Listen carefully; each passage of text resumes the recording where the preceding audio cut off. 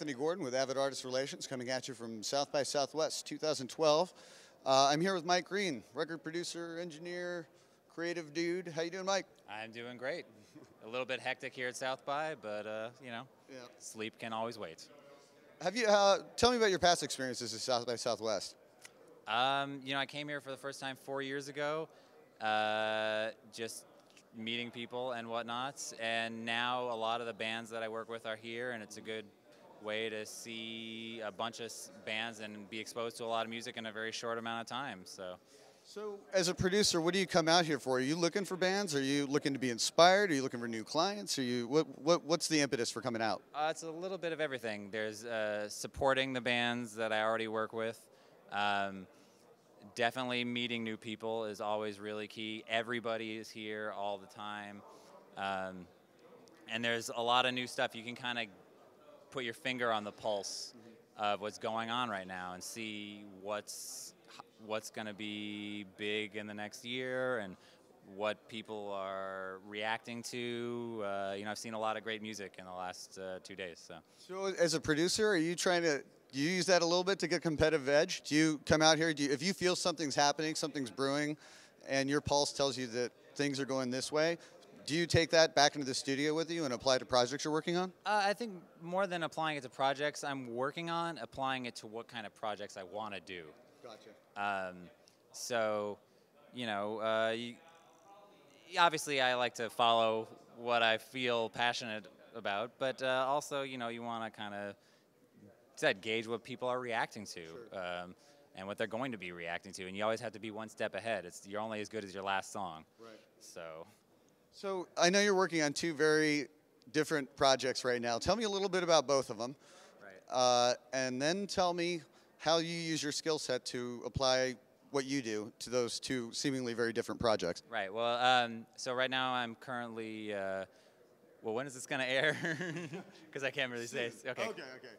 Well, no, I'm producing the new full-length For All Time Low, and so that's obviously being more of a rock thing. You know, you have to have your engineer hat on as well as your producer hat, and it's obviously a lot of stuff in the analog world.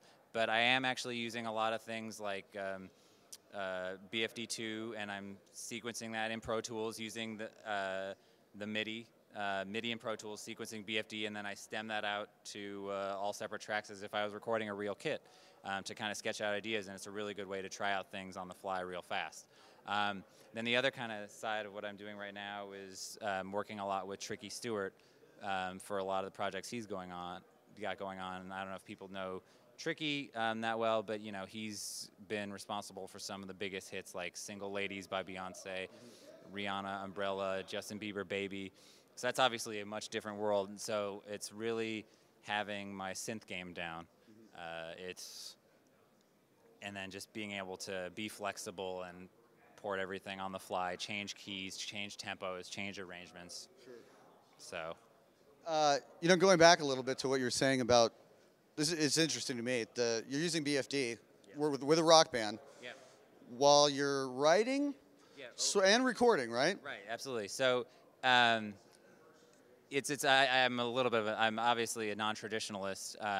So, but I said, what that allows me to do is allows me to sketch out parts, and when I can actually do it where I track drums last, and when the drummer is tracking in his headphones, he has the entire mix. Right. So a lot of times, you know, drummers oftentimes just track to click, and so it's hard to really get a sense of how they're playing is really going to fit into a track unless you're hearing it. Because sometimes, for example, a drummer will be doing ghost notes on the snare, and they think it's the coolest thing ever, but if they don't hear it with the distorted guitars and hear that's getting buried, you know, they don't know how it's going to interact. That's interesting. That's so counterintuitive, because in all the years I've been doing bands and records and all that stuff, generally drums is the first thing goes down. Absolutely. That's the traditional way, but I think the way technology is going these days, it doesn't need to be that way. Yeah. You know, I found that really works really nicely, and it's, for me, my personal flow and my personal setup, I really like doing drums last. Now, given if a band absolutely is vehemently opposed to it, that's fine too. But I think that's an interesting use of like the marriage of the organic and the electronic. Absolutely. Because you're doing the electronic, but you have acoustic drums that end up on the track. That's absolutely it. you just use the electronic part as a different way of approaching creating the song. That's exactly it. It's with the BFD and program drums, you can sketch out what you're going to do and try a lot of different things, and you can take your time with it. If you're at a studio that costs $1,500 a day, you're obviously going to want to go pretty quickly and be very efficient. You're not, if you have a second day, okay, well, you're out $1,500 more. So I don't want to be out $1,500 more. So I'm going to make sure that everything, all the parts we know exactly what they're going to be before we even step into the room.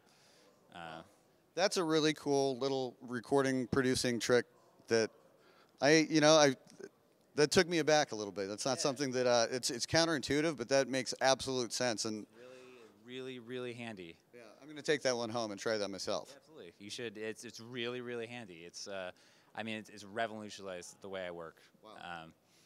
So, folks, there you go. You just got to steal a production tip from the man behind Paramore, and the Matches, and All Time Low, all kinds of great bands that you guys know and love.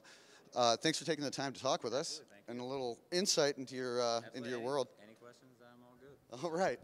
Well, keep following us on Twitter at Avid and at Pro Tools AR Man, and we'll have more for you coming at you from South by Southwest 2012.